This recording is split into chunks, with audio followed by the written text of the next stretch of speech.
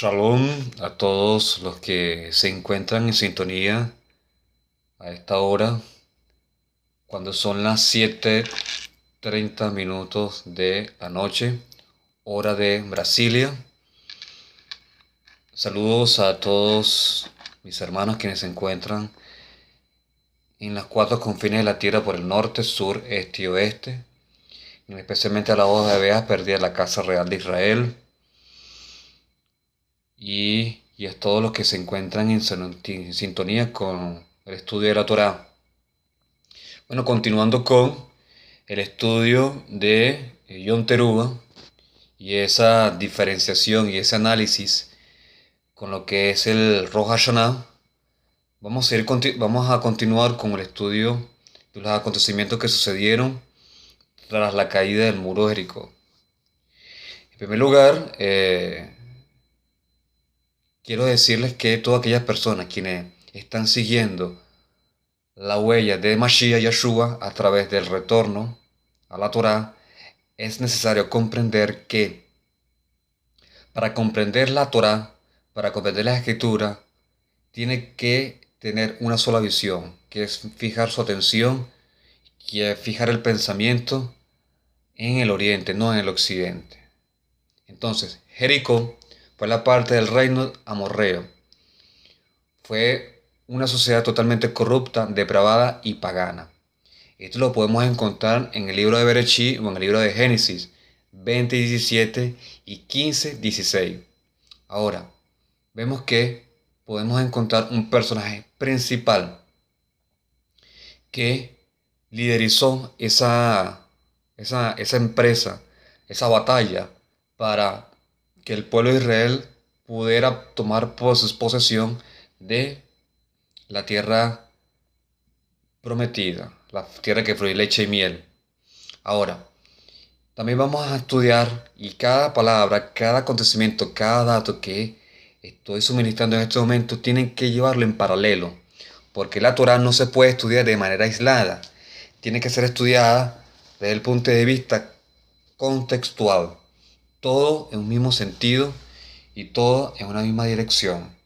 Entonces, dos espías estuvieron a cargo de, de esa verificación de aquella ciudad llamada Jericó.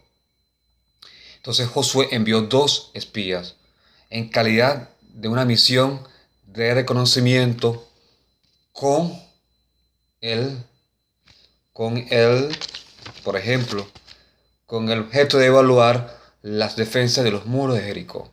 Entonces Elohim, Hashem, Elohá, Eloheinu, ya que son títulos, escogió a una prostituta. Vamos a tomar en cuenta esta mujer que fue muy clave para determinar el desenlace de ayudar a estos espías para que pudiesen hacer reconocimiento de la tierra. Entonces, Elohim escogió una prostituta llamada Rahab para ayudar al pueblo hebreo a entrar a la tierra prometida. Esto lo podemos ver en Josué 2:1.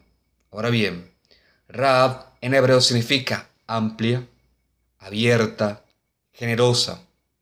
Es decir, la gente la buscaba porque es muy generosa. Ayudaba a muchas personas importantes, como ministros, reyes importantes, quienes tenían que ver con ella. Todas las personas no podíamos ver desde el punto de vista de la actividad sexual que ella estaba desempeñando, no. Es una mujer escogida por Elohim porque ahí vamos a ver la línea genealógica de procedencia de esta mujer.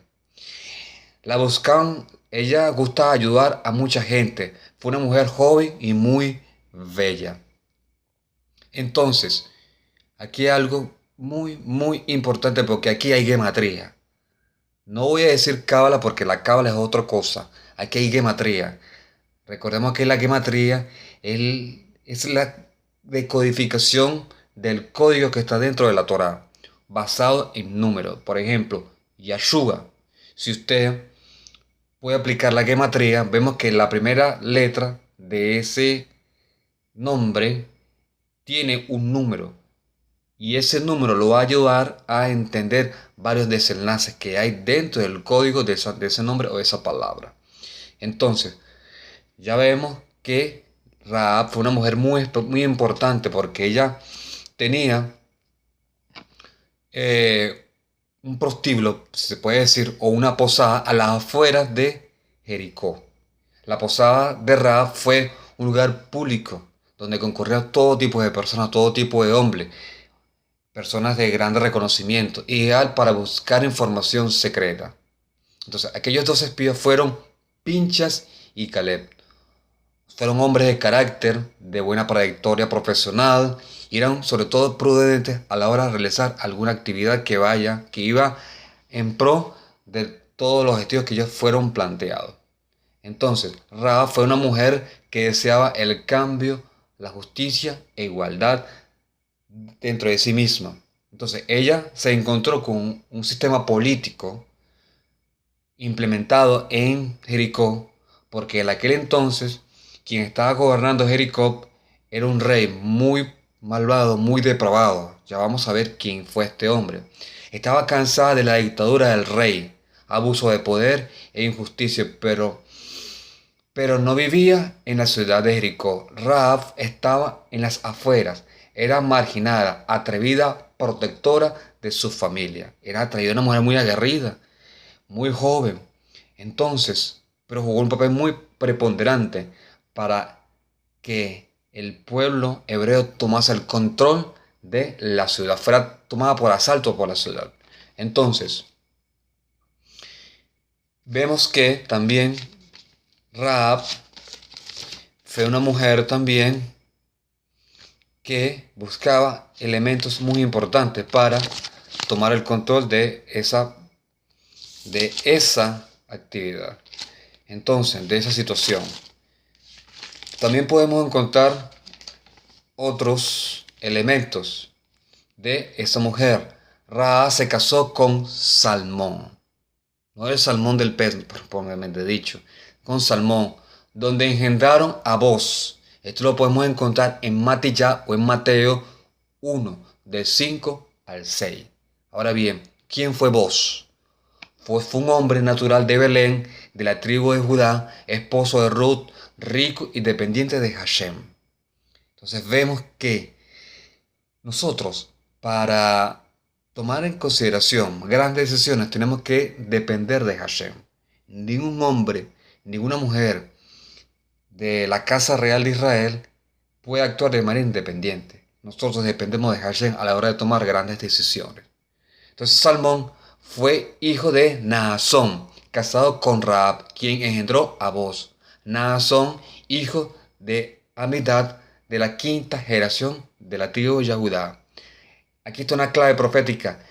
Cuñado de Aarón, fue un líder muy importante para cruzar el Mar Rojo, quien fue el primero en entrar al Mar Rojo, hasta que se produjo la gran división del Mar Rojo, aquel milagro apoteósico que Hashem hizo para que nuestros antepasados pudiesen cruzar el Mar Rojo. Entonces, la primera persona que puso sus pies dentro del mar fue este personaje que le estoy diciendo. Entonces, las olas del mar tormentosa. Cuando este personaje que le estoy diciendo ahora, llamado Naasón, ¿eh? Naasón entró y el agua le llegaba hasta la nariz. Ahí vemos la fe de ese hombre, porque fue que condujo al pueblo hebreo, a entrar al agua y pudiese cruzar en seco. Siempre Hashem utiliza un líder para que para él pueda ejecutar sus planes. Entonces, cuando los israelitas se colocaron a la orilla del mar, este hombre entró a las aguas hasta llegar a su nariz. Las aguas comenzaron a dividirse en dos mitades. Justamente cuando él iba entrando de nivel de profundidad a las aguas hasta llegar a la punta de la nariz, ahí ocurrió exactamente el milagro de la visión del mar rojo en dos mitades. Entonces vemos que el mar se divide en dos. Ya Hashem estaba anunciando la visión, la profecía de que Israel iba a ser dividida entre la tribu del norte y la tribu del sur. De modo que el libro de los jueces Comenzó con la observación de que los hijos de Israel oiga ustedes, volvieron a hacer lo malo ante los ojos de Hashem. La consecuencia de esta es que el propio Hashem fortalece a Eglón, rey de Moab, quien con su mando reunió a los amonitas y a los amalecitas. Con esta alianza, Eglón presenta la batalla a Israel y la derrota tomando a Jericó. Vemos el primer antecedente por el cual cómo se erigió esta ciudad, Jericó. Entonces, Eglón, rey moabita del tiempo de los jueces, que oprimió a Israel durante 18 años. 18 años. Cada vez que nosotros hacemos lo malo delante de Hashem, siempre vamos a tener consecuencias. Vamos a tener a alguien que sea nuestro opresor. Entonces, cuando estemos bien plantados, cuando tengamos nuestro objetivo, siempre hay que tratar de no desviarse ni a la derecha ni a la izquierda, porque la clave del éxito de nuestra vida personal, nuestra vida familiar y entre otras cosas, va a depender de nuestra obediencia a la Torá. Entonces, Ahot fue el segundo juez de Israel, quien libró a los israelitas de Eglón, rey de Moab. Después de la muerte de Otoniel, el primer juez de Israel, los israelitas volvieron a hacer lo malo ante los ojos de Hashem y fortaleció a Eglón, rey de Moab. Este hirió a Israel y se apoderó de la ciudad de las palmeras. Usted me podrá decir cuál es la ciudad de las palmeras, nada más y nada menos que Jericó. ¿Por qué le decía la ciudad de las palmeras? Porque estaba rodeada de muchas palmeras muy especiales. Por eso es que Jericó le llamaban en aquel entonces la ciudad de las palmeras. Clamaron a Hashem y envió, oígase ustedes, cuando el pueblo de Israel clamó para que fueran libertados, Hashem nombró y escogió un hombre que fue libertador, Ahot Benjamita, hijo de Gera, el cual era zurdo. Este preparó un puñal de 2 filos. Aquí hay gematría, de 2 filos de 1 metro de largo. Oigan ustedes bien, 1 metro de largo. Eglón fue un hombre muy obeso. Ahot a la gente que lo trajo y dijo al rey dijo a él en las palabras secretas. Se le acercó al rey Eglón. Ahot tomó su puñal con su mano izquierda y lo metió en el vientre de Eglón hasta el fondo y le salió el estiércol. Porquería, todo eso. Entonces de la mano izquierda, el puñal lo tenía acá y él la sacó de su vaina, que lo tenía en la mano, en la parte derecha de su cintura y lo empuñó hasta el fondo. Y en ese momento le salió el estiércol humano. Entonces, Eglón fue un rey malo, perverso, que significa becerro. Y tiene que ver con aquella hazaña o aquel pecado que cometió nuestros hermanos israelitas de erigir un becerro de oro. Entonces, esto lo podemos encontrar en Jueces 3, de 12 al 17. Insisto, aquí en este acontecimiento que estoy tratando de explicar, abuelo rasante, hay gematría. Entonces, también lo podemos encontrar en Deuteronomio o Devarim 32, 15. Eglón representa también el espíritu de la gracia espiritual. Cuando vemos una persona totalmente obesa físicamente, o cuando vemos una persona también delgada, sin hacer ningún tipo de actividad, sin ningún tipo de pensamiento bueno, en nuestro cuerpo se se aloja la grasa.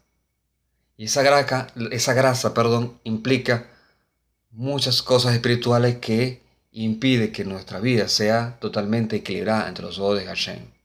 También lo podemos encontrar en Jueces 18, 9 y 13, 12. Y en Vallecas 3, 16. Entonces, Eglón, rey de Moab, descendiente e hijo de Lot. Moab es el patriarca posterior del pueblo moabita, primero de los 2 hijos de Amón, que lo habría tenido incestuosamente con sus hijas para perpetrar su descendencia. Entonces, ¿qué podemos entender de todo esto? ¿Qué? Eh, ¿Qué podemos entender de todo esto? Muchas cosas. Entonces,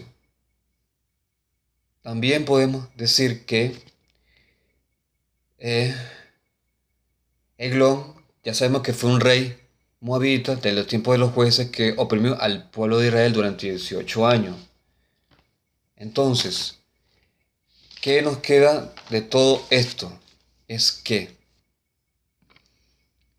ya entendiendo muy claramente lo que sucedió en aquel acontecimiento de lo que implica la toma de Jericó, ya sabemos que la corrupción era perversa, era bárbara, y lo que nos queda es clamar a Hashem por un libertador para que nos ayude a ser libres de nuestras opresores porque hemos hecho lo malo. Entonces, espero que este breve video les haya ayudado a entender un poco lo que ha venido aconteciendo dentro del marco de la caída del muro de Jericó. Shalom.